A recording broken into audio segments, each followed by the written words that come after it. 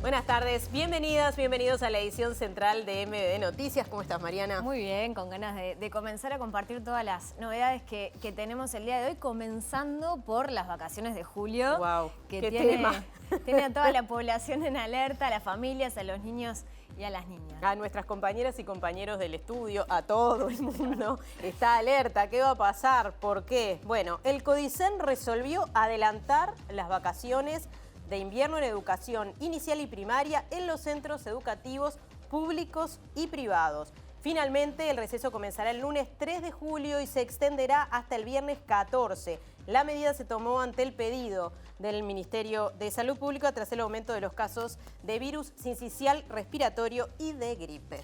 Sí, la ministra de Salud, Karina Rando, dijo esta tarde que el 73% de los centros de tratamiento intensivo están ocupados justamente con pacientes que tienen infección respiratoria, y también advirtió que solo el 9% de niñas y niños menores de 5 años están vacunados contra la gripe. Bien, este es uno de los grandes temas que desarrollaremos en esta edición, pero hay más. Tenemos más, vamos a verlo en titulares. Interpelaron al ministro del Interior. El Frente Amplio dijo que este gobierno tiene el promedio anual de homicidios más alto de la historia. El ministro Heber defendió su gestión y dijo que no tiene pensado renunciar. El presidente Luis Lacalle Pou recibió a una delegación del Frente Amplio por crisis hídrica. Presentaron propuestas para reducción tarifaria en OCE. Un tribunal de apelaciones revocó la prisión domiciliaria del médico militar Ricardo Revetria, imputado por torturas a integrantes del Partido Comunista en Salto. Será enviado a prisión. El Ministerio de Trabajo y Seguridad Social recomienda a empresas que los padres con hijos en edad escolar teletrabajen durante las vacaciones de julio. El escándalo de Alejandro Astesiano y la falta de recursos para la JUTEP, las razones que argumentó una organización que elabora reportes anticorrupción para fundamentar una tendencia a la baja de Uruguay. Si las elecciones fueran el próximo domingo, el Frente Amplio obtendría el 43% de los votos y los 5 partidos de la coalición de gobierno el 38%, según la última encuesta de Equipos Consultores. La justicia condenó a una persona que hizo publicaciones antisemitas por el partido de básquetbol Entre Nacional y Hebraica. La Comisión de Promoción y Defensa de la Competencia aceptó tramitar la denuncia presentada por los cables del interior contra los canales 4, 10 y 12 y la empresa Equital Sociedad Anónima, en la que confluyen los 3 canales. Chile ejercerá en forma provisoria la presidencia de la Alianza del Pacífico y la entregará a Perú el 1 de agosto. La idea busca zanjar el enfrentamiento entre el presidente López Obrador y la presidenta Dina Boluarte. El juez instructor del proceso contra Jair Bolsonaro halló culpable al expresidente brasileño por abuso de poder en los comicios de 2022 y votó a favor de inhabilitarlo durante los próximos 8 años. Gracias por acompañarnos a través de la pantalla de TV Ciudad y a través de Uniradio 107.7 FM y uniradio.edu.uy. Tenemos varios móviles en la calle, Natalia. Sí, tenemos 3 de nuestros compañeros en distintos puntos de Montevideo. Vamos a empezar con el contacto con nuestra compañera Macarena Vico, un adelanto sobre este gran tema que decíamos en portada y que tiene alerta a padres, madres, abuelas, abuelos, tíos, en fin. Macarena, ¿alguna de las repercusiones sobre este adelanto de las vacaciones de invierno? Exactamente, Nati, así como anunciaron en portada hoy, la directora de primaria, Olga de las Heras, anunció que se adelantan las vacaciones para estas próximas 2 semanas en el marco de este aumento de casos de virus respiratorio en niños y niñas. De las Heras habló de algunas cifras, habló de que en 37 días hábiles, niños de 4 y 5 años, más de un 30%, faltó más de 20 días. Hay gran preocupación por las inasistencias, tanto de estudiantes como de docentes, por este tipo de virus, pero justamente para problematizar un poco cuál es la situación, cuál es la afectación, vamos a estar hablando en unos minutos con un pediatra para conocer justamente la situación y cuáles son las recomendaciones para las familias que están del otro lado muy preocupadas por qué hacer también en estas vacaciones donde los niños no van a estar en clase, pero también van a estar disfrutando del tiempo libre, cuáles serían las recomendaciones desde la visión sanitaria. Vamos en unos minutos con eso. Bien, muchas gracias, Macarena. Vamos ahora al contacto con nuestro compañero Diego Martini, que está en el Parlamento, porque hoy hay interpelación al ministro del Interior.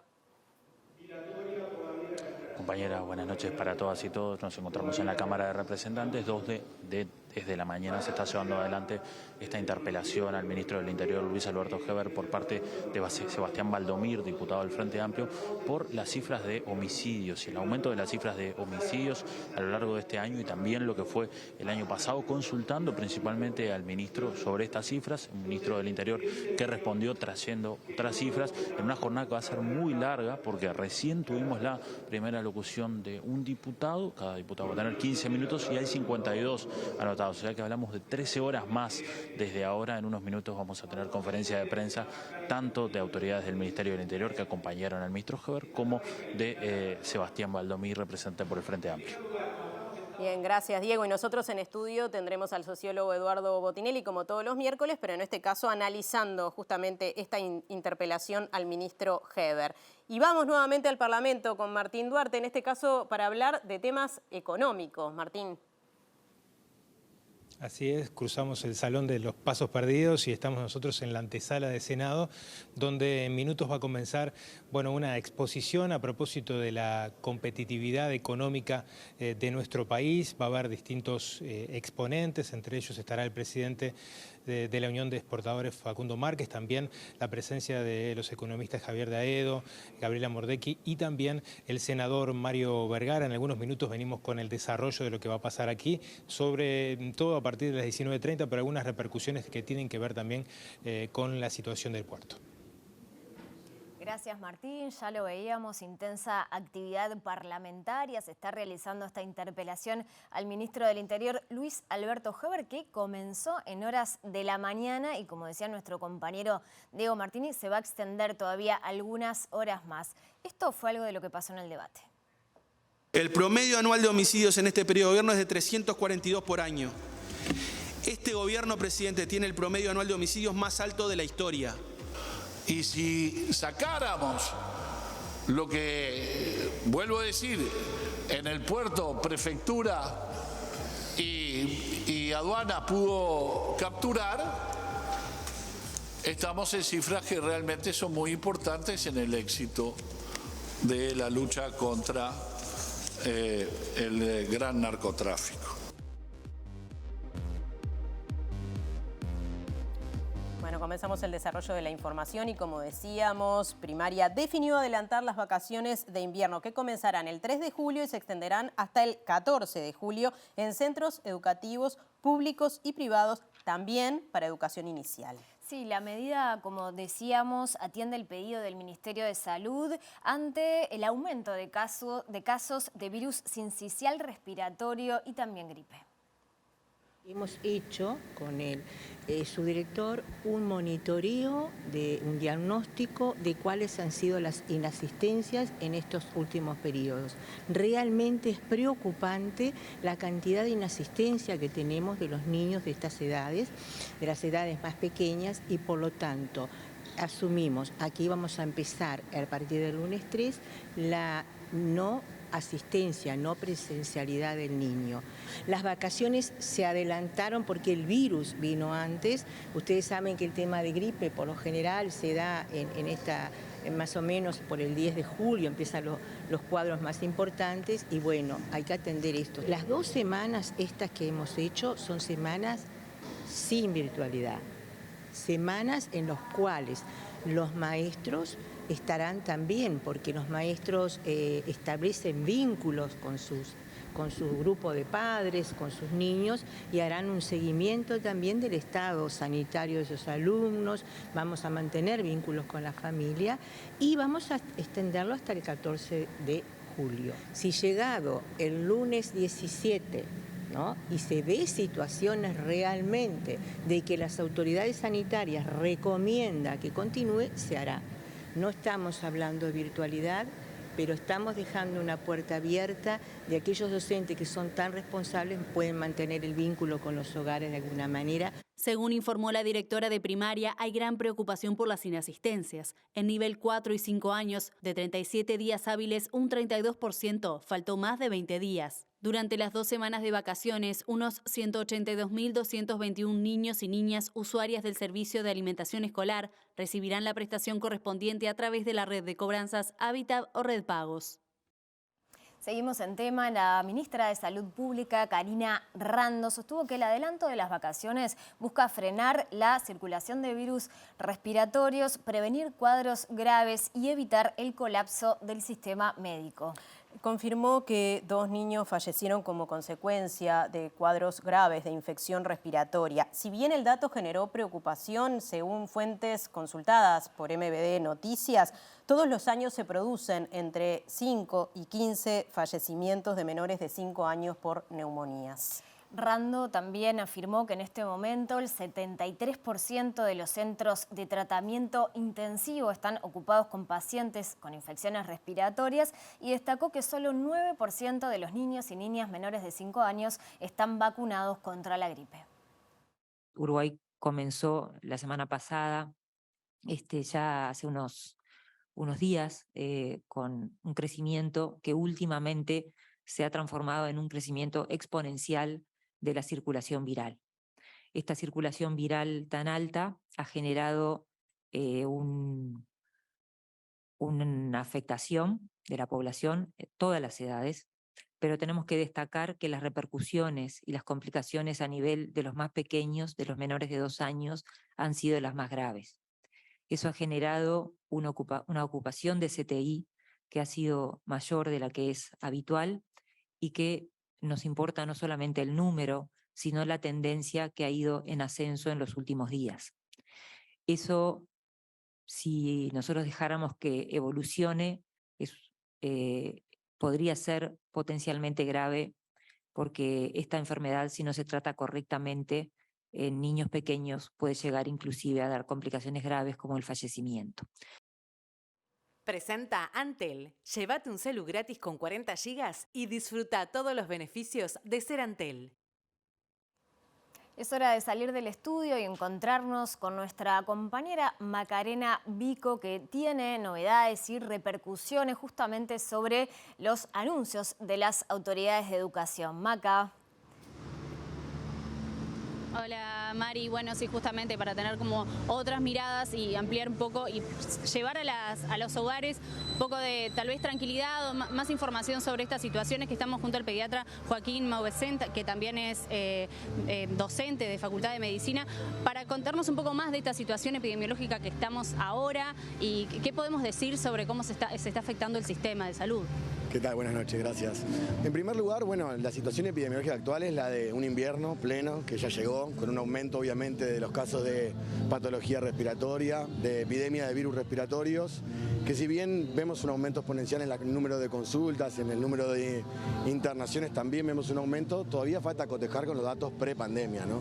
2020, 2021 y 2022 fueron años de baja circulación de los virus respiratorios por las medidas que todos conocemos y bueno, ahora nos agarra este invierno con el invierno que conocíamos los pediatras de tantos años atrás, de ver las emergencias con situaciones de tensión asistencial, pero es importante mantener la calma, o sea, la situación es conocida, los casos sabemos cómo atenderlos, tenemos dispositivos como el plan invierno que están en práctica y que funcionan de buena manera para asistir a los pacientes y es importante justamente llegar a los hogares con un mensaje de tranquilidad, de que no estamos frente a una situación parecida a la de COVID, ni tampoco frente a una situación de saturación, ni a una situación de elevada mortalidad, donde tengamos que tomar medidas drásticas para frenar esta circulación, sino que estamos frente a una situación de cautela y obviamente de tensión que desgasta a los equipos, que también se enferman, que también se certifican y que por supuesto eso redunda a veces en dificultades para abarcar la asistencia de la forma adecuada.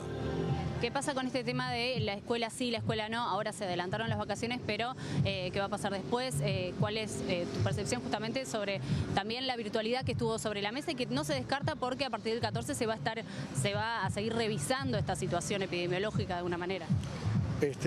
Soy consciente que la Sociedad Uruguaya de Pediatría ha estado reunida a su comisión directiva hoy y va a emitir un informe en este sentido que me parece muy importante esperarlo, pero los lineamientos generales y lo que hemos trabajado estudiando los cierres escolares en el COVID, tanto a nivel nacional como internacional, es que los cierres escolares son devastadores, que la virtualidad no puede nunca sustituir a la presencialidad, que los niños necesitan de socializar para aprender, que no todas las casas son hogares, que hay otras patologías no respiratorias, no transmisibles, que también también afectan a nuestros niños y que son importantes.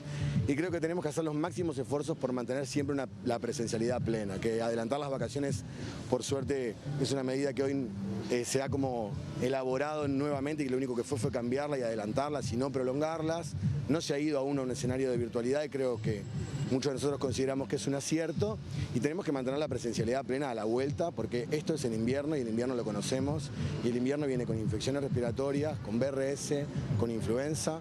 Hay que vacunarse contra la influenza, sobre todo la población más vulnerable, los menores de 5 años, los mayores de 65 años y el personal de la salud. Pero tenemos que estar confiados de que podemos ir a la escuela. La escuela no es un lugar peligroso, la escuela es un lugar necesario y la socialización es fundamental para que nuestros niños se desarrollen a pleno. Bien, y para terminar, ¿qué recomendás a los padres, a las madres, familias que, bueno, se adelantan las vacaciones, no van a ir a clase, pero también necesitan de esparcimiento los niños y va a ser algo que las familias van a acudir porque, bueno, así suele ser en vacaciones? ¿Qué recomendás que hagan? Es bien importante, primero, que mantengan la socialización, ¿no? No hay que aislar a los niños en las casas y la mayoría de los padres y madres tendrán que seguir trabajando, tendrán que seguir yendo a los lugares que van habitualmente, más ahora que hubo un cambio de las fechas. Pero es importante, sí, fomentar las actividades al aire libre, pero los pediatras las fomentamos al aire libre durante todo el año. O sea, el aire libre siempre es más saludable que el estar encerrado. Siempre es mejor patear una pelota o andar en bicicleta que mirar un dibujito. Pero bueno, si la situación requiere que se esté en un lugar donde hay gente y donde el lugar no está bien ventilado, bueno, obviamente no ir con una infección respiratoria, si tenemos mocos quedarnos en casa, si la situación es de fiebre persistente y de fatiga, consultar. Lo que hemos hecho siempre antes del COVID, creo que lo teníamos más claro, estamos frente a un escenario similar, mantener el sentido común y obviamente fomentar las actividades al aire libre y evitar el contagio con los niños que sabemos que están enfermos, que están resfriados, que tienen mocos, que tienen tos, no juntarlos con los primos, los amigos, eso no es recomendable. Buenísimo, Joaquín, muchísimas gracias por estos minutos para MBD Noticias. Bueno, compañeras, llevamos un poco más de luz sobre este tema, seguimos con ustedes. Presentó Antel. Llévate un celu gratis con 40 GB y disfruta todos los beneficios de ser Antel.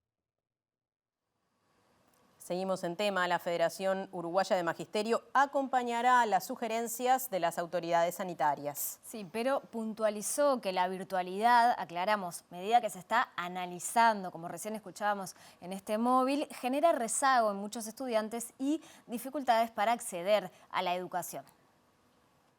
Nosotros lo que dijimos es que nunca vamos a estar en contra de lo que la autoridad de salud indique, como sucedió en la pandemia, cuando te dicen hay que cortar el hecho de que los niños estén en contacto directo unos con otros porque se está generando un contagio, que en este momento, por lo que nos plantean, ni siquiera son suficientes las camas para la atención de los virus respiratorios que están siendo complejos. Bueno, a eso obviamente nadie va a decir no se atienda. La salud es lo primero y bueno, y si la autoridad de salud entiende que tiene que ser de esta manera, lo aceptamos. Sí queremos hacer visible cuáles son las dificultades que se encuentran y cuando se dice, bueno, se continúa en la virtualidad no estamos todos. En la virtualidad llegan algunos y en diferentes condiciones. Por lo tanto, vamos a seguir profundizando una brecha que ya viene muy afectada en los aprendizajes de los niños. Y la Asociación de Familias Organizadas de la Escuela Pública considera inadmisible el cierre de las escuelas ante el aumento de las infecciones respiratorias. Sí, sostiene que no hay informes oficiales sobre medidas sanitarias que deban aplicarse a otros espacios, además de las escuelas. Lo primero es preocupación porque se echa mano una medida como única medida, la de suspender la presencialidad, que es una medida que se había tomado en un contexto de pandemia mundial, con la crisis del COVID, pero que entendemos que no es adecuada para este contexto. Eso como primera cosa, preocupación. Por otro lado, sorpresa, porque no habíamos dado cuenta de esta situación, de que había una supuesta ola de contagios que estaba afectando tanto. No hay informes sanitarios que lo avalen, o por lo menos no los conocemos. Y después que toda la información que tenemos no es oficial, sino que es información que ha trascendido por la prensa. Y con respecto a los cuidados, claro, las familias de trabajadores que de un día para el otro nos digan que vamos a tener que resolver 3 semanas qué hacer con los gurises, porque nosotros contamos, si bien la escuela no es una guardería, como se dice, Es un espacio de cuidados en el que las familias contamos que los niños van a estar determinada cantidad de horas. Resolver para cualquier familia trabajadora, de un día para el otro, tener que no poder contar con ese espacio causa muchos problemas. Ni que hablar en las mujeres, que somos principalmente las que nos hacemos cargo de los cuidados, que en muchos casos van a tener que optar entre ir a trabajar o quedarse a cuidar a sus hijos, ¿no? O sea, otra vez una medida que solamente castiga a la infancia. No se va a tomar ninguna otra medida para frenar estos contagios, ni en ningún otro espacio de infancia o de adultos. Siguiendo en tema, el INAU anunció que a partir del lunes 3 de julio los centros de primera infancia y los clubes de niños suspenderán sus actividades en el marco de la decisión de las autoridades educativas de suspender las clases presenciales en jardines y escuelas por el aumento de las infecciones respiratorias graves. La medida se mantendrá en principio por 3 semanas. Según informó INAU, los CAIF y los clubes de niños estarán abiertos para atender la alimentación de los niños de familias más vulnerables.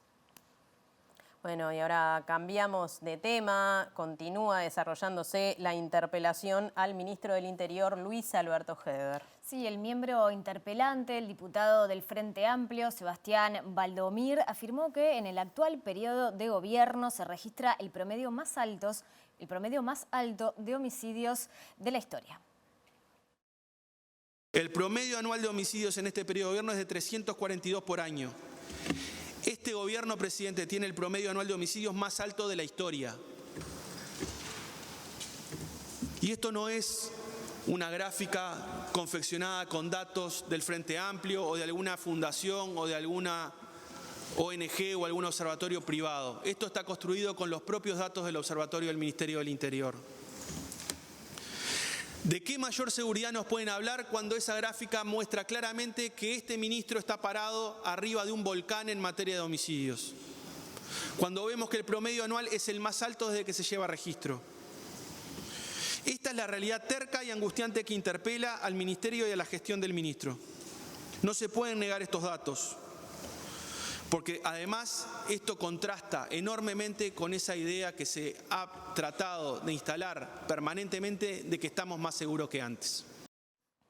Bueno, en la interpelación, el ministro Luis Alberto Heber dijo que los números presentados por su cartera en relación al combate al narcotráfico demuestran el éxito de su gestión. Afirmó que la cartera desarticuló 41 de las 49 organizaciones criminales que operan en la zona metropolitana y aseguró que no tiene pensado renunciar. Los números hablan por nosotros, señor presidente. No es discurso. Y ahí están los resultados, en 3 años comparando con los 5 años anteriores. Y si sacáramos lo que, vuelvo a decir, en el puerto, prefectura y aduana pudo capturar, estamos en cifras que realmente son muy importantes en el éxito de la lucha contra el gran narcotráfico. Y nos vamos al Parlamento justamente a ver qué está sucediendo en esta interpelación. Allí está nuestro compañero Diego Martini. ¿Qué nos podés contar de esta jornada larga, Diego? Compañeras, así es, ya llevamos 9 horas, más de 9 horas de interpelación, una interpelación que arrancó en el horario de la mañana, donde el miembro interpelante, Sebastián Baldomir, le plantea 14 preguntas al ministro del Interior, que vino acompañado por, obviamente, sus asesores y por toda la cúpula policial.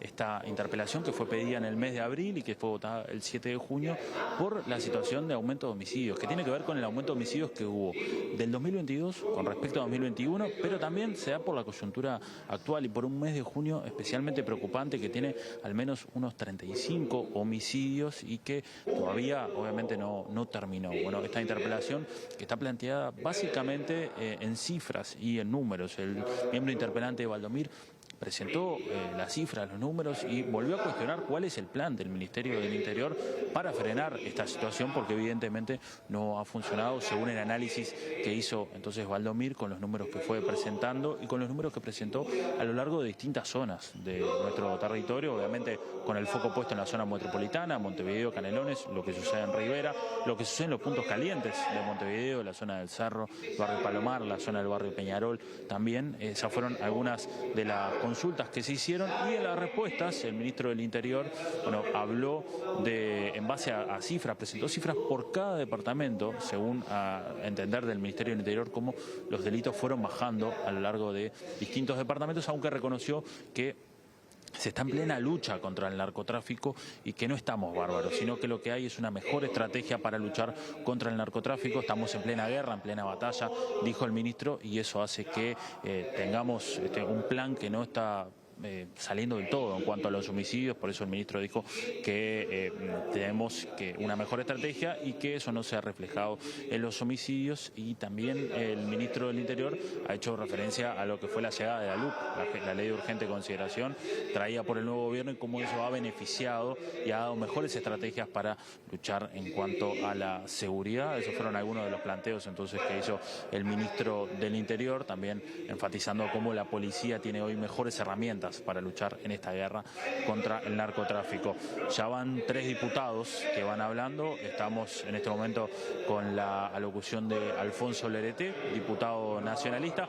Va a ser una sesión larga, es una sesión picada, donde se están tirando idas y vueltas entre oficialismo y oposición, sobre todo cuando hace referencia a los representantes del Partido Nacional y cuando se escuchan algunas alocuciones fuera de lugar que representantes del Frente Amplio consideran y piden, bueno, la intervención o del miembro interpelante o algún otro miembro para cuestionar esas alocuciones. Pero, como decíamos, una sesión que va a ser larga, donde el Ministerio del Interior presentó cifras y está conforme con esas cifras, asumiendo que obviamente en cuanto a los homicidios no viene saliendo el plan, pero que se está en proceso de, así que una sesión larga.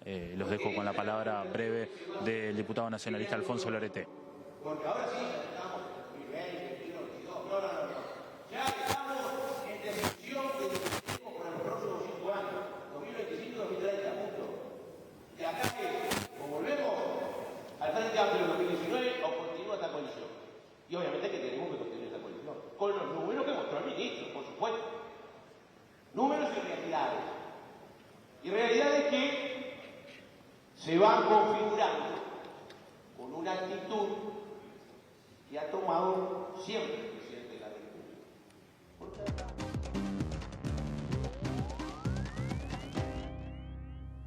Bueno, recibimos ahora al sociólogo Eduardo Botinelli, día de análisis político y, por supuesto, la interpelación, Eduardo.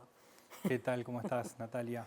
Una interpelación larga. Interpelación larga. Una semana muy cargada de cosas también, sí. pero sí, poniendo foco en la interpelación, sí, es un hecho relevante, sin duda, que, bueno, en realidad está en el medio, muy larga, sin duda, como han sido la mayoría de las interpelaciones, que, bueno, todavía no tenemos consecuencias, que es lo más importante de una interpelación. ¿Y qué consecuencias hay? Porque uno a veces se pregunta si es un hecho tan importante. Sí, por supuesto, marca la agenda, de repente desde el punto de vista político en cuanto a declaraciones, pero ¿qué consecuencias hay después de una interpelación? Bueno, no, puede tener consecuencias que sea hasta la censura del ministro. Es decir, efectivamente, pero no sucede. Bueno, no está sucediendo por cómo están conformados los bloques hoy, claro, ¿no? Es decir, bueno, de alguna forma, hasta ahora, todas las interpelaciones del oficialismo en este gobierno han salido con declaraciones que consideran que las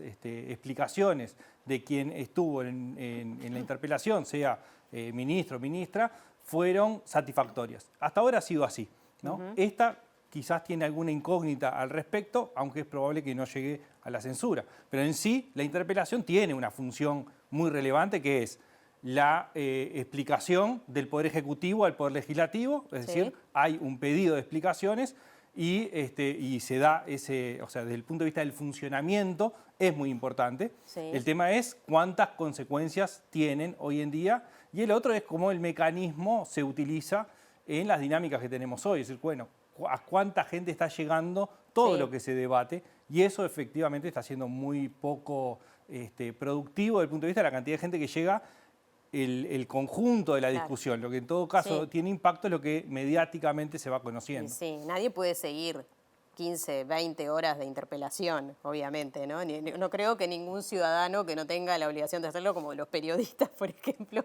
pueda llegar a estar atento a todo esto, ¿no? Es bastante difícil. No, sin duda, no es un formato atractivo para el conjunto de la población, eso sin dudas. Es o por mucho interés o por obligación por las funciones profesionales. Si bien es un tema sumamente importante que obviamente merece análisis y debate de todo tipo, no sabemos si estos análisis y debates, pero sí lo merece porque la seguridad pública es uno de los puntos de mayor preocupación. Bueno, sí, efectivamente, y acá es muy importante tener en cuenta cuando miramos los estudios de opinión pública sobre la importancia de temas. Si nosotros miramos la evolución que ha tenido en los últimos 30 años las preocupaciones de la población, han ido oscilando y se ha ido consolidando la seguridad pública como principal problema hasta la llegada de la pandemia. Y la pandemia, de alguna forma, sucedieron dos cosas. Primero, un primer foco puesto en la salud pública, en la salud de la población vinculado al coronavirus. Y inmediatamente una preocupación por los temas económicos y de empleo, consecuencia de la pandemia. Y luego lo que se está dando en el último tiempo es que la pandemia se va retirando, quedan los problemas económicos y de empleo como preocupación y asciende sistemáticamente la preocupación por la seguridad pública. El tema es que comparar la preocupación por un único tema en periodos distintos de tiempo siempre tiene que estar acompañado con el conjunto de preocupaciones. ¿Por qué? Porque cuando estamos en la crisis del 2002, la seguridad no era un problema principal para la gente, pero no porque no hubiese delitos, porque la preocupación estaba puesta en los temas económicos, la crisis, el empleo. Cuando eso se va retirando de las preocupaciones, no quiere decir que la gente que todo el mundo tuviera trabajo, pero va cayendo el desempleo, eso empieza a mermar como principal preocupación y empiezan a aumentar otras. Entre otras, la seguridad pública, que queda casi como único tema de preocupación. Y el otro es mirar si las preocupaciones se miden como un único tema, es decir, cuál es el principal problema, o si se miden 3 o 5 problemas, es decir, cuáles son los 3 principales, cuáles son los 5, porque eso cambia mucho los valores. Entonces, cuando se compara hay que comparar lo mismo y tener en cuenta todo el contexto que está midiendo. Por eso lo relevante es, en este periodo, ver cómo, cuando se retira la pandemia, empieza a aumentar la preocupación por la seguridad pública. Bien, este fue uno de los temas de preocupación en la administración pasada y muy señalado por quienes ahora conforman la coalición de gobierno, pero ahora también se está volviendo uno de los principales llamados de atención por parte de la ciudadanía hacia el gobierno. Sí, sin duda se está instalado como un tema que vamos a tener, iba a decir el año que viene en la campaña, pero la campaña ya empezó prácticamente, ¿no? Es decir, bueno, efectivamente y ya es tema de campaña. Ya es un tema que está puesto arriba de la mesa. Sin dudas el tema de empleo, el tema económico, pero el tema de seguridad va a estar de nuevo. Y de alguna forma lo que el Frente Amplio está buscando, por lo menos en las intervenciones que se están haciendo, es diferenciarse de la forma en que se hace uso político del tema de la seguridad, ¿no? Eso el Frente está tratando de buscar el lugar, cómo hacerlo, porque además hay un tema que es bien claro y que pasó con la ley de urgente consideración. El tema de seguridad pública para el Frente Amplio no es cómodo, porque justamente por lo que vos decías, ya había sido... un efecto boomerang. Claro, fue un problema durante, sobre todo el último periodo de gobierno del Frente Amplio, sobre todo por un proceso de acumulación más que por un tema puntual de ese gobierno. Y lo que se vio fue que la discusión al Frente Amplio le incomoda, porque enseguida está el contraste. Y ese contraste no es del todo favorable, sobre todo cuando hablamos del último periodo. Bien, tenemos poco tiempo, Eduardo, pero está bueno marcar cómo se siente el ministro del Interior, que quizás sea el lugar más cómodo para él. Obviamente fue muchísimos años senador, primero diputado, después senador, o sea, el Parlamento lo conoce de memoria. ¿Y qué pasa dentro de la coalición también? Bueno, bien rápido. A ver, claramente Heber se siente mucho más cómodo discutiendo en el Parlamento que haciendo frente a los micrófonos. Eso claramente no hay duda. Él tiene 40 años de trabajo ahí adentro y él se siente bien firme y se nota en las formas en que habla, los tonos que utiliza, el manejo que hace los tiempos. Bueno, también es verdad, el tiempo adentro del micrófono es mucho más corto que el tiempo en una declaración. Pero sin duda él se defiende mucho mejor ahí que en el otro ámbito, y eso se vio en la interpelación, hasta el momento se ha visto de esa forma. Con respecto a la coalición, bueno, decía, hasta ahora todas las declaraciones han sido de declarar satisfactorias las explicaciones del ministro que compareció por el oficialismo. Acá se abre un abanico importante de opciones, sobre todo pensando en el posicionamiento de Cabildo Abierto en el último tiempo. Que ha sido muy crítico. Cuando hizo la conferencia anunciando que seguía en la coalición a pesar de sentirse avasallado, uno de los puntos que puso bien firme arriba de la mesa fue bueno, el del agua, el de la economía y el de la seguridad pública. El documento que Cabildo Abierto presentó en la mesa es muy duro con Sanjurjo indirectamente y con las políticas del Ministerio del Interior. Y está lo que fue la campaña electoral para Cabildo Abierto con el Se acabó el recreo. Entonces, este momento para Cabildo Abierto y para la coalición es un momento delicado y donde abre un abanico de opciones. ¿Dónde está? Desde que Cabildo vote junto con el Frente Amplio, que es poco probable, porque además le genera problemas internos dentro de sus propios votantes, que apoye al ministro en una declaración de satisfactoria, que sería, bueno, complicado para sostenerlo de Se acabó el recreo, porque el propio Cabildo Abierto ha manifestado que no está conforme. Otra opción es que se retire de sala, y la otra puede ser que presente una alternativa distinta a votar con el Frente o declarar satisfactorias. Algo que hace Cabildo Abierto. Bueno, entonces, esta interpelación es la primera que, aún en este transcurso, todavía no tenemos claro cuál va a ser la declaración final. Bien, ¿no? Bueno, estaremos atentos, Eduardo, y bueno, van a surgir un montón de cosas de acá y después para analizar durante la campaña, ¿no? Sin duda. Y dentro de la coalición también. Un tema bien puesto arriba de la mesa y que, bueno, en función de lo que suceda hoy, que era lo primero que planteaba, ¿tienen consecuencias? Bueno, en función de cómo termine mañana, en realidad, seguramente, vamos a poder profundizar sobre eso. Bien, muchas gracias, Eduardo. Hasta la semana que viene. Nos vemos el miércoles. Ya sigue Mariana. Cambiamos de tema, vamos al asunto de la situación del agua porque el presidente Luis Lacalle Pou recibió hoy a una delegación del Frente Amplio para abordar justamente la situación del agua en la zona metropolitana. Si bien el Frente Amplio insistió con la exoneración parcial de la tarifa de OCE, el Poder Ejecutivo sostuvo que no puede hacer frente a esa reducción de ingresos. Esto según manifestaron los asistentes. Reunión. Ayer se tomaron medidas que el Frente Amplio había reclamado en el Parlamento, entre ellas incluir en el agua a cerca de 500.000 de personas, o un poquito más de 500.000 de personas, que efectivamente tienen carencias económicas importantes y que no pueden enfrentar la compra de agua en un momento donde la calidad del agua claramente va a ir desmejorando. En segundo lugar, hemos dejado un conjunto de preocupaciones, algunas tienen que ver con un tema que no se habla tanto en la capital, pero que es preocupación en todo el país, que tiene que ver con lo agropecuario y con la sequía y lo golpeado que han quedado los pequeños y medianos productores.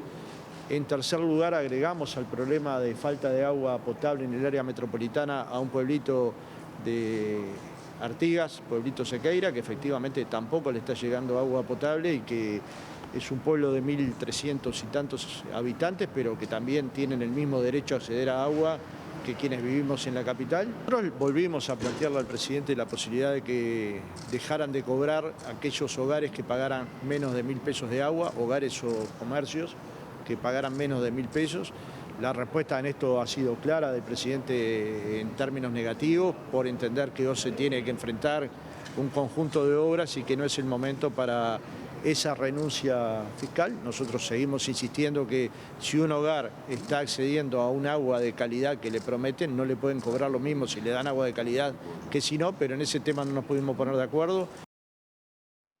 Bueno, y el director de Desarrollo Ambiental de la Intendencia de Montevideo, Guillermo Monsechi, reclamó en la reunión con el presidente Luis Lacalle Pou enfatizar la coordinación entre las intendencias y el gobierno central.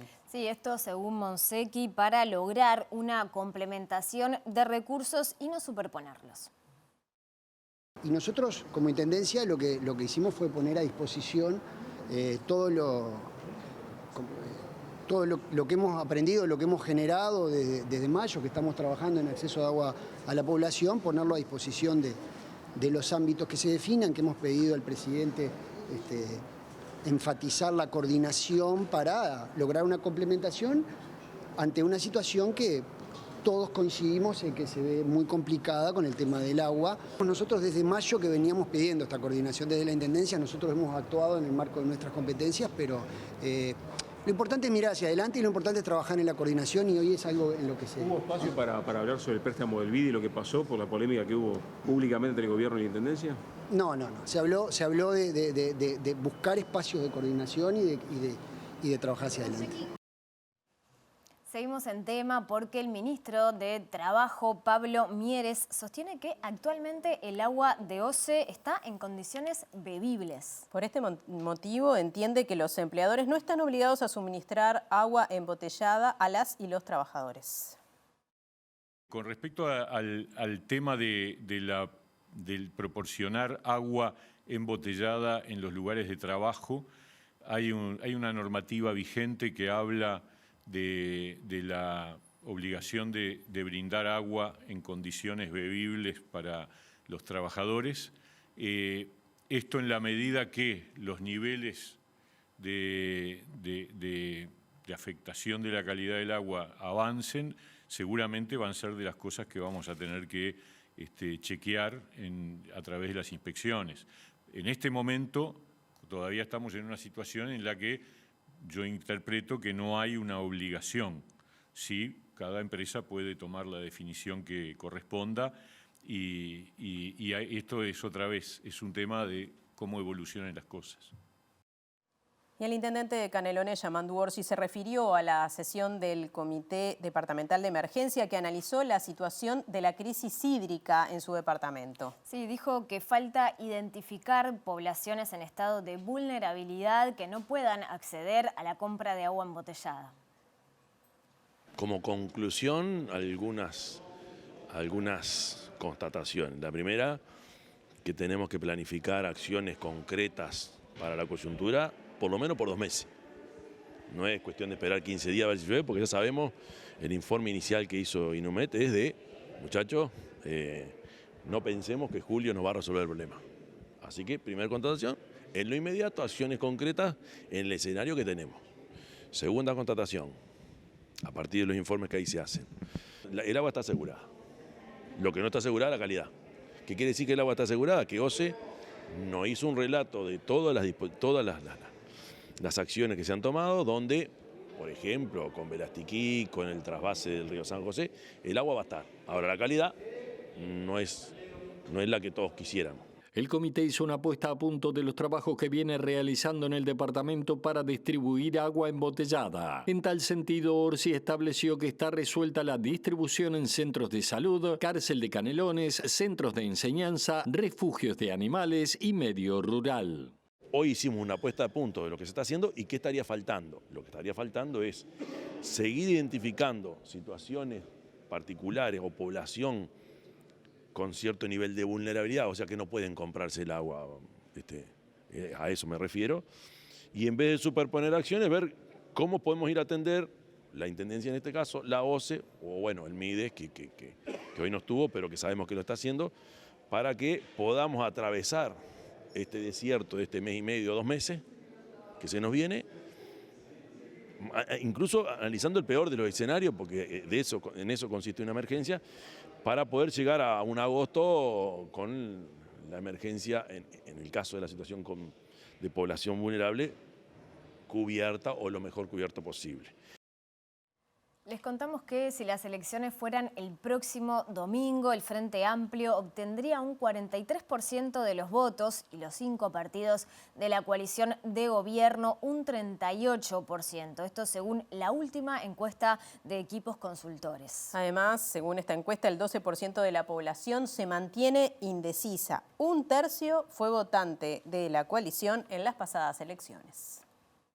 Ante la pregunta ¿qué partido votaría?, el 43% dijo que votaría al Frente Amplio, el 28% al Partido Nacional, 7% al Partido Colorado, 2% a Cabildo Abierto y 1% al Partido Independiente, al PERI y a otros partidos. En tanto, el 12% contestó que aún no se definió y 5% que votaría en blanco o anulado. Con respecto a la medición de abril, el informe destacó que prácticamente no tuvo cambios y los que hubo se encuentran dentro del margen de error. El Frente Amplio creció 1 punto, el Partido Colorado 2 y apareció el PERI con 1%. Con respecto a las tendencias, se confirma el crecimiento del Frente Amplio por encima del 40% en el último semestre, como así también la estabilidad en las posiciones al interior de la coalición de gobierno. En cuanto a las personas indecisas, Equipos identificó que provienen en mayor medida de quienes votaron multicolor en 2019, 34%, y 15% de quienes lo hicieron por el Frente Amplio. Sobre este grupo, el informe también consignó que se consideran a sí mismos de centro, 60%, y en un número aún mayor, 78%, afirman tener poco o nada interés en la política. La encuesta de Equipos fue realizada entre el 2 y el 16 de junio en todo el país, con una muestra de 2.000 personas. Uruguay retrocedió en el reporte internacional Índice de Capacidad para Combatir la Corrupción. Sí, incidieron en este asunto el caso Astesiano y la falta de recursos para la Junta de Transparencia y Ética Pública. Esto fue presentado por la Sociedad de las Américas, Consejo de las Américas y la consultora especializada en riesgos Control Risks. Según el índice de capacidad para combatir la corrupción correspondiente a 2023, Uruguay ocupa el primer puesto desde su creación. Según el informe, Uruguay volvió a ocupar el primer puesto del índice, aunque experimentó un año consecutivo de retroceso. Detallan que observadores consultados plantearon que la JUTEP sigue sin fondos suficientes. En este aspecto se señala la renuncia de Susana Signorino como presidenta del organismo, declarando que la organización no tenía recursos y se había politizado. Por otro lado, el informe señala que Uruguay pasó por el escándalo de corrupción protagonizado por Alejandro Astesiano, que llevó a algunos observadores a cuestionar la reputación de buena gobernanza de Uruguay. Astesiano fue acusado de falsificar actas de nacimiento para expedir pasaportes uruguayos falsos a ciudadanos rusos y en febrero fue sentenciado a 4 años y medio de prisión por tráfico de influencias y asociación para delinquir, entre otros delitos. La calle Pou negó tener conocimiento de los delitos cometidos por Astesiano. Repasaron desde la organización empresarial estadounidense. El informe también destacó que la prensa uruguaya desempeñó un papel clave en el esclarecimiento del caso, lo que indica el poder de los periodistas del país para destapar la corrupción.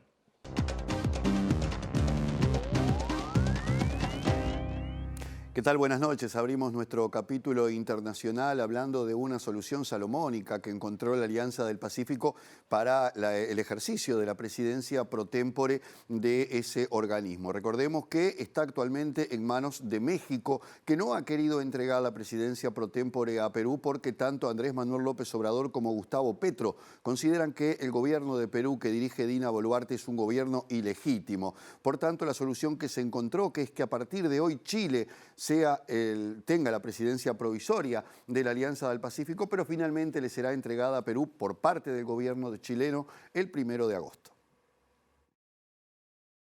Mediante un comunicado, la Alianza informó que la decisión se adoptó en una reunión sostenida en Santiago, en la que participaron el canciller chileno Alberto Van Clafferen, la embajadora de México en Chile Alicia Bárcena y los encargados de negocios de Perú y Colombia en esa nación. El organismo informó que los 4 países reafirmaron su compromiso con la Alianza del Pacífico como un mecanismo de articulación política, integración económica y comercial, de cooperación y proyección al mundo, al tiempo que el ministro de Exteriores chileno, Van Clafferen, calificó como muy buena noticia esta medida tomada por el organismo y dijo que su país ejerció sus buenos oficios para lograr superar este impasse que se había producido.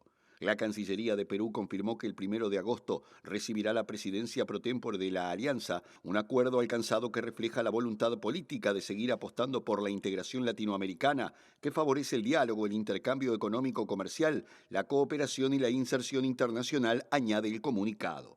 Desde el 7 de diciembre del 2022, cuando Dina Boluarte tomó el mando de Perú tras la destitución de Pedro Castillo, las relaciones entre el país andino y México han sido rebajadas a nivel de encargados de negocios, situación similar a la que se da en la relación con Colombia. Tanto el presidente mexicano Andrés Manuel López Obrador como el colombiano Gustavo Petro desconocen a Boluarte y consideran que Castillo fue retirado del cargo en forma ilegítima, por lo que el Ejecutivo mexicano se negó a traspasar la presidencia pro tempore de la Alianza del Pacífico que le correspondía a Perú para este 2023. El juez instructor que lleva adelante el caso en el Supremo Tribunal Electoral del expresidente Jair Bolsonaro, Benedito González, encontró culpable al exmandatario de abuso de poder y por tanto pidió su inhabilitación por 8 años. Esto va a tener que terminar de dilucidarse en los próximos días cuando los restantes jueces voten si en definitiva Bolsonaro queda inhabilitado para las 2 próximas elecciones o de lo contrario sigue adelante. De todas maneras, recordemos que Bolsonaro está enfrentando 16 causas en este momento, aunque esta en particular es, según los analistas, la que más daño podría hacerle. Es la que está acusado de abuso de poder y de tratar de tergiversar la situación electoral de Brasil en beneficio propio. El magistrado Benedito González dio por comprobado que Bolsonaro usó su posición de jefe de Estado para degradar el ambiente electoral, incitar un estado de paranoia colectiva y fabricar teorías de la conspiración con informaciones falsas y mentiras atroces. El punto central de la causa es una reunión en julio de 2022 entre Bolsonaro y medio centenar de embajadores extranjeros donde el exmandatario descalificó al sistema electoral y acusó a la justicia de maniobrar en favor del hoy presidente Lula da Silva. Ese encuentro donde Bolsonaro planteó sospechas infundadas sobre las urnas electrónicas fue calificado como aberrante por el juez González. Con el primer voto a favor de la inhabilitación de Bolsonaro, el juicio iniciado tras una denuncia del Partido Democrático Laboralista fue suspendido y se reanudará este jueves con el análisis de los otros 6 magistrados que componen la Corte Electoral y que definirán el futuro político del exmandatario. González señaló a Bolsonaro como el integral responsable del evento con los embajadores en función de los testimonios recabados entre varios de sus más próximos ministros y que filtreó peligrosamente con el golpismo e intentando convencer a los diplomáticos de que su relato merecía más confianza que las informaciones oficiales del Tribunal Superior Electoral. En caso de ser hallado culpable, Bolsonaro puede perder sus derechos políticos durante los próximos 8 años, con lo que no podría presentarse a las próximas elecciones presidenciales en 2026. Presentó Mercado Agrícola de Montevideo, en el corazón de un barrio donde late la ciudad. Mercado de Historias. Mercado de Historia. Y volvemos ya mismo al Parlamento porque está por comenzar la conferencia del ministro del Interior, Luis Alberto Heber. Allí está Diego Martini. ¿Comenzó? ¿Ya empezó a hablar el ministro, Diego? Así es, compañera, ya está el ministro Heber en conferencia de prensa, acompañado por Guillermo Maciel, subsecretario Nicolás Martinelli, número 3 del Ministerio del Interior. Está toda la cúpula policial, además, está Diego Sanjurjo, también asesor del ministro Luis Alberto Heber, tras lo que fue esta interpelación, que continúa, obviamente, por el diputado Sebastián Valdomir, que comenzó en horas de la mañana, que continúa. Escuchamos lo que dice el ministro Heber. Se ha mantenido el nivel de discusión correcto, que es confrontar opiniones, pero creo que quedó muy claramente demostrado de la lucha que la policía le está dando al flagelo de nuestra sociedad, que es las organizaciones de narcotraficantes. Hoy estoy acá rodeado de todos los jefes, no de todos, de gran parte de los jefes, directores. Yo quiero aquí reconocer el trabajo que vienen haciendo ellos en territorio, que es realmente formidable, arriesgan su vida, están procurando combatir eficazmente a estas organizaciones, He informado cabalmente a la Cámara de Diputados, al Parlamento y por lo tanto a la opinión pública de qué es lo que nos estamos enfrentando. Hablamos de 49 organizaciones en la área metropolitana, esto es Montevideo, Canelones y San José, en donde hemos dado golpes duros a 41 de las 49 organizaciones. Además de los grandes distribuidores de la droga en nuestro país, que son, a esta altura hemos identificado 8 grandes distribuidores a un nivel superior a las organizaciones que en territorio están trabajando, de los cuales 3 tenemos identificados y penados por nuestro sistema penal. Hemos actuado en operaciones a lo largo del año 2020, 2021, 2022 y parte del 2023 pegándole al gran narcotráfico. Y hemos podido capturar aproximadamente 10 toneladas de cocaína y hemos capturado 2,5 toneladas de pasta base.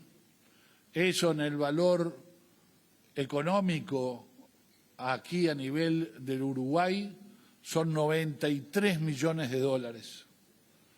Si llevamos la cocaína a mercados europeos, estamos hablando de la ganancia del narcotráfico de 350 millones de dólares.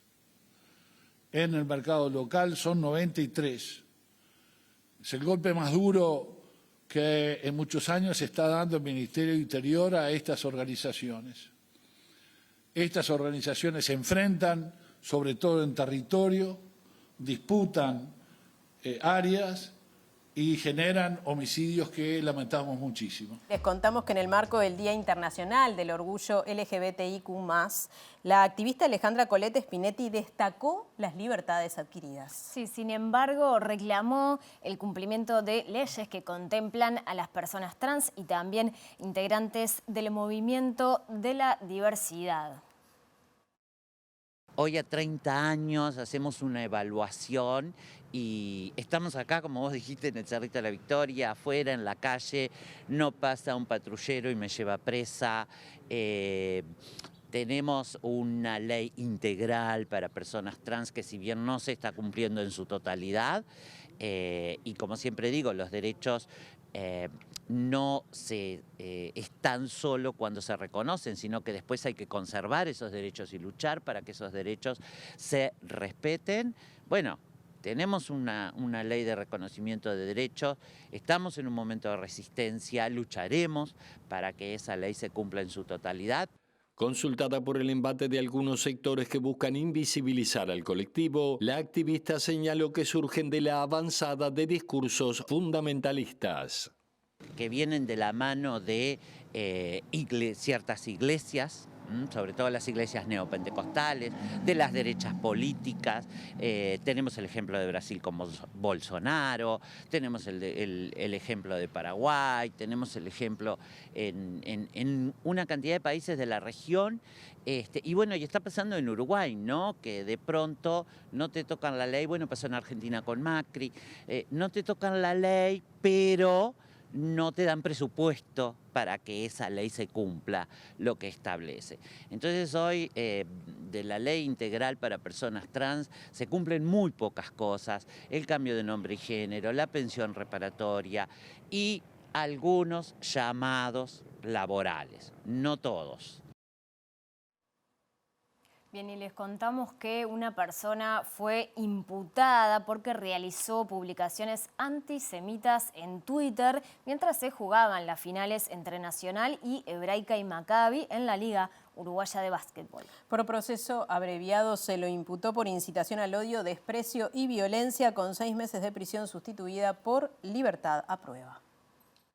Esto fue logrado por la Fiscalía Departamental de Jung, representada por la fiscal Cecilia Leñani, quien logró mediante un proceso abreviado la condena a un joven de 18 años por un delito de incitación al odio, desprecio o violencia hacia determinadas personas en calidad de autor y a título de dolo directo a la pena de 6 meses de prisión en régimen de libertad a prueba. Además, se le impusieron las siguientes condiciones y medidas: fijación de domicilio, sujeción a la orientación y vigilancia permanentes de la oficina de seguimiento, prestación de servicios comunitarios, cumplimiento de un programa de tratamiento y abordaje psicológico, pedido de disculpas públicas y cierre de fronteras por el periodo de la condena. El condenado había realizado varias publicaciones y comentarios antisemitas en su perfil de Twitter en el marco de las finales del Campeonato Uruguayo de Básquetbol entre el Club Nacional de Fútbol y el Club Hebraica Maccabi Uruguay, que incluían publicaciones como una fotografía en blanco y negro con la imagen de Hitler uniformado, levantando su brazo derecho, y sobre la misma escribió: "Los bolsos que estamos mirando el partido", u otra publicación que decía: "A estos los hacemos jabones donde nos ganen".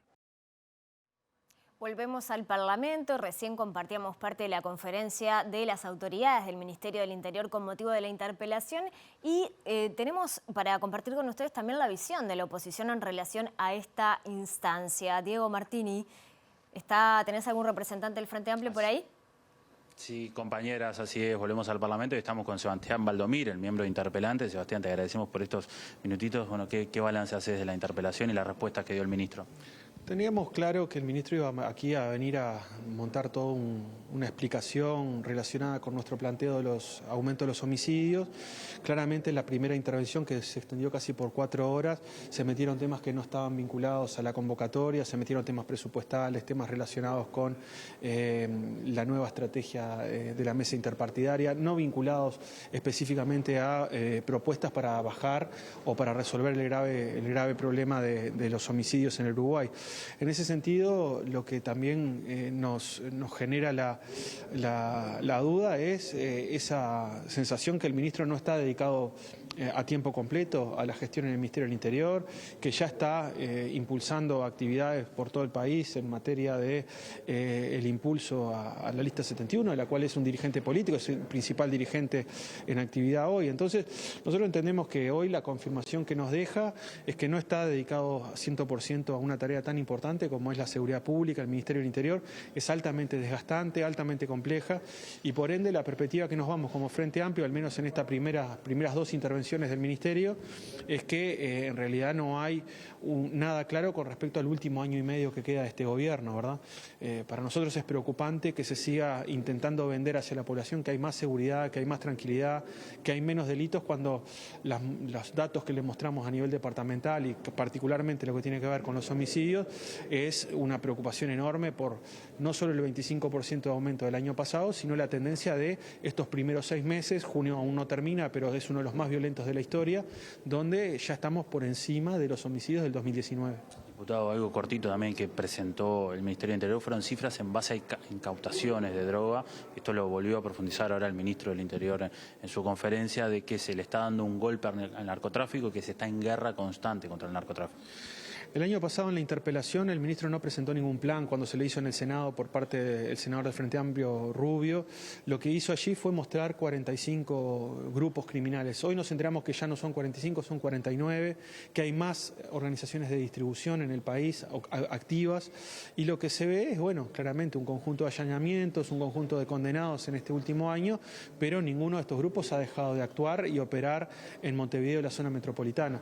Claramente aquí otra vez un plan que aparentemente se impulsa y da el resultado exactamente contrario del que fue previsto, ¿verdad? Más grupos, más organizaciones distribuyendo droga en Montevideo y la zona metropolitana, más homicidios que el año pasado en el primer semestre.